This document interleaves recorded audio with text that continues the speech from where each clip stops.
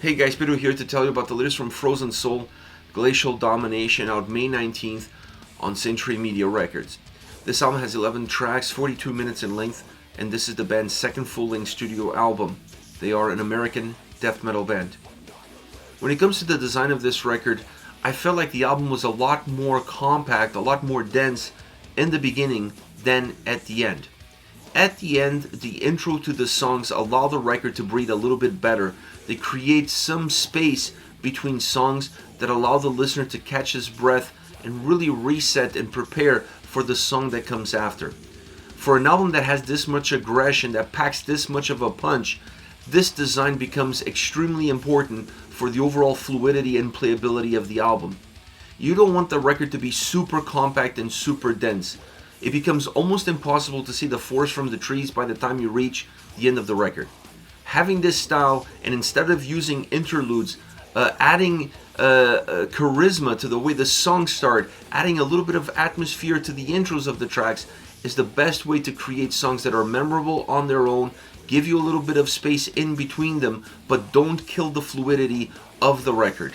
And this is exactly what they put together for this album. As far as the sound is concerned, this is definitely an old school death metal record. No frills, no fluff, no extra elements that are not needed. Just heaviness, some groove, and just really creating a wall of sound that at times feels very dense, but also very well defined. The ability to create this duality of mechanisms in the sound is what jumps up immediately to the listener the moment you press play. Because when you have a very heavy death metal sounding album, when you have a very dense death metal sounding album, it's very easy to lose track of the bass, guitars, and how they interact with the drums.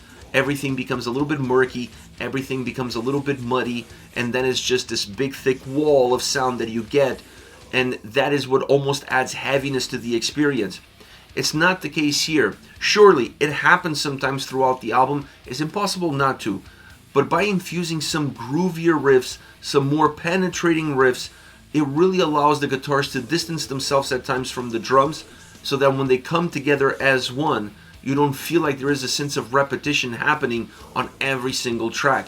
This creates more ebbs and flows, this creates a more dynamic record, and it adds more movement to the songs, even though at times they feel very methodic in how they pound you with all the sound and all the heavy elements that the album has. But this is key for this record, and I felt like they did that in their debut album, but they definitely refined it as far as this record is concerned. A record that also has a very live sound to it. If you've seen these guys live and you listen to this album, it's really hard to tell the two experiences apart. This is a record that really captures who they are as a band, and the sound that you get in a live show is exactly the same style and approach that you get here. Once again, understanding what works with an audience and then bringing that experience into a record allows the record to have a lot more longevity. Not just playability, but longevity, which is also important for any band, for any album. When you look at the sound elements, you have to look at the drums and guitars, not to minimize the importance of the bass on this record, because I like the bass sound on this album. It just could have popped a little bit more at times, but specifically in those moments that are not so dense, the bass could have had a little bit more of an impact. But I still enjoy the overall bass performance, but you have to come down to the drums and guitars, because those are the two common denominators that are really pushing these songs, that are really driving the experiences. As far as the drums are concerned, I enjoyed the sound, the powerful sound that it has, but also how flat it is at times, allowing you to feel not just ebbs and flows in terms of the creation of the songs and the soundscape of the tracks themselves, or what the guitars are infusing to the sound, but also from the drums as well. Creating a wall of sound, adding to that wall of sound, creating heaviness, creating brutality, creating movement. The drums sound phenomenal on this record from start to finish. So do the guitars.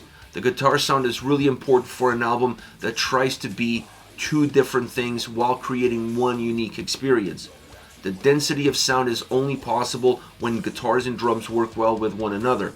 The more grooviness of their sound, the more direct, punchy, cutting through approach of their guitar sound is also there, creating these two dualities within the guitar sound itself that makes songs have a lot of life, that makes songs feel and sound way more textured. You can feel when the guitars are moving away from the drum sound, moving away from that wall of sound, and then you can feel when they're coming a little bit closer. They're a band that creates this experience that you don't just headbang to, you also lean back in awe of how heavy they are, but at the same time, how groovy they can be at moments. A really interesting take, an old school take when it comes to death metal, but with also a modern approach that sets them apart while connecting them with the history of the genre. As far as vocals are concerned, Chad is phenomenal. His vocals really travel. I honestly really enjoy the production on this record all around, but I enjoyed specifically what they've done with the vocals because he adds movement to the songs. Even if the songs are methodic, you still feel like the songs are traveling because of the way his voice is coming across. It doesn't feel stagnant. It doesn't feel like it's in one place.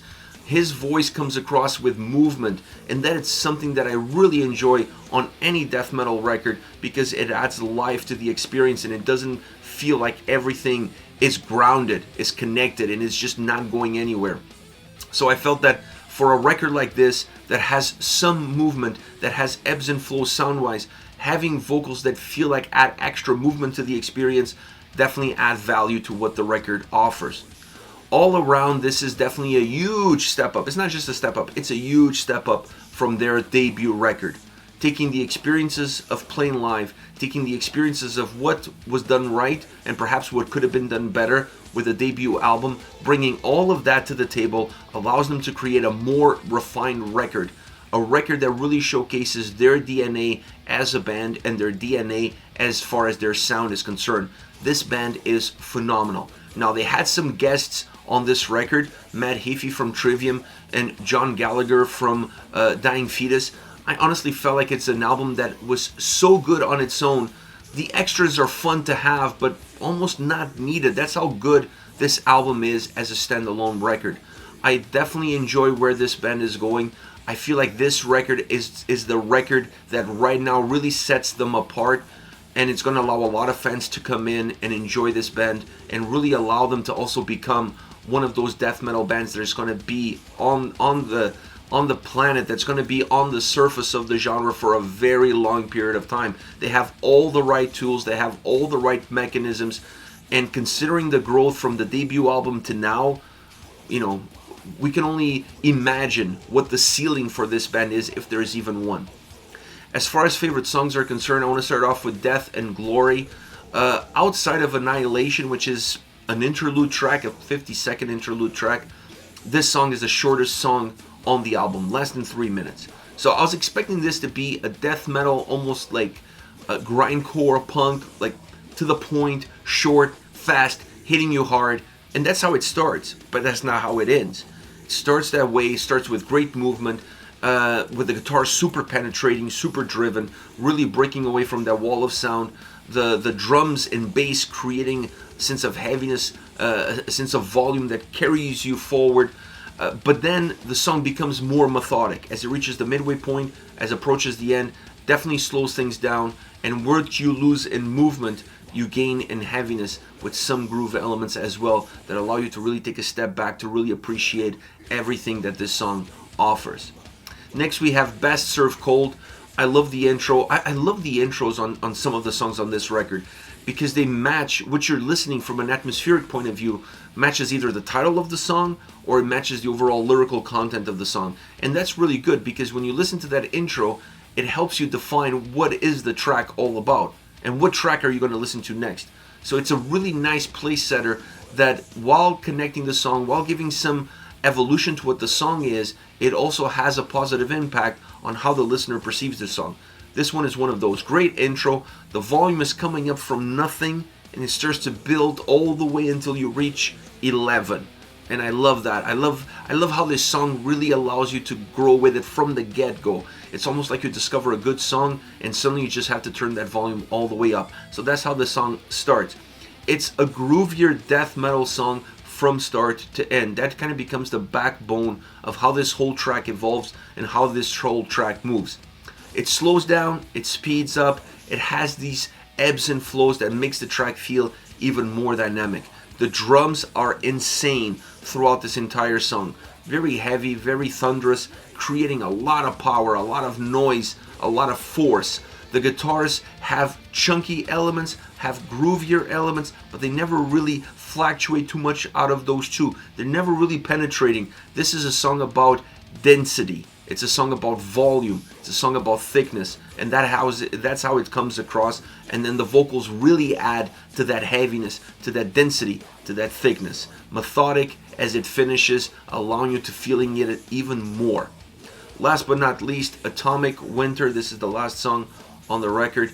It has a great intro once again because it sets the mood for what the song is all about, for what the lyrical content of the song is all about, and I really enjoy that aspect of this album a lot, specifically in the second half of the album, which becomes a little bit more noticeable than in the first half. Now, having this intro allows you to understand what you're getting yourself into, at least from a lyrical point of view. But sound-wise, this is a song that the drums really jump out. They jump out first, before anything else. And then the guitars really follow that same energy that the drums have. Thick, dense, powerful, pushing forward. The overall heaviness and brutality of the song really becomes defined by how the drums and guitars work well in parallel, I would say, with one another. It's a slow moving song, but what loses in movement gains in heaviness, and that is the key for this song. It's all about how much volume it has, how big it sounds, and how heavy it hits. Atomic Winter hits heavy. This is it. Frozen Soul, Glacial Domination, out May 19th on Century Media Records. Let me know your thoughts on the band, on the singles. Use the comment section below. I'll be reading those and getting back to you. Take care, guys.